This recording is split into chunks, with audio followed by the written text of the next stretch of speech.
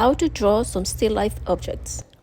First, let's mark on our page where we want our items to begin and to end. Next, we want to draw our basic shapes of the items we're looking at. Since I'm going to be drawing a tumbler, I'm going to do a cylindrical shape, and I want nice straight edges for the sides. Let's close our cylinder by doing half an oval shape. There's a coaster in our picture, so let's get some lines coming from the back of our tumbler. When drawing the coaster, I want to also give it a sense of dimension, which means that I have to leave the item narrow in the back and wider in the front. Now let's draw the bowl next to the tumbler. So we'll do oval shapes again, coming from behind the tumbler. Let's get some short lines going to keep on shaping up our bowl, and the bottom is going to be slightly rounder. Now let's do some details for the top of our tumbler. Try to focus on the main lines on the picture that you're drawing.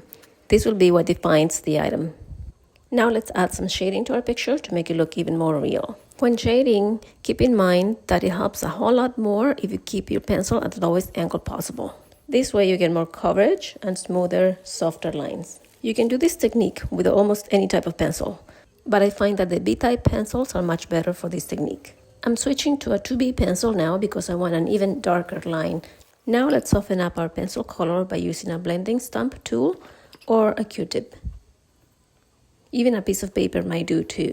The idea is to soften up the pencil and gradually smooth out the color, and this will give our item a dimensional look. Now let's repeat the same process on the other side. However, on this side, we're going to make it a little lighter. The light is coming from the right, therefore the shading is heavier on the left. Let's do a couple of heavy lines on the bottom, some darker lines on the top, some more shading and blending. We forgot to smooth out the right side of the tumbler, so let's take care of that right now. And our tumbler looks ready now. For our coaster, we're going to define the lines a little more, add a little bit of details. We'll do some more shading and some more blending. And that looks great. Now let's just make some more dark lines on our tumbler before we move on to our bowl. So on our bowl, we're also going to do a lot of shading areas, darker than others, and especially darker where the light is going to be less noticeable. Let's apply some blending and make some corrections wherever needed. I'm going to apply a darker line right at the edge of the bowl to define it a little bit more. Let's draw a curvy line at the bottom of the bowl.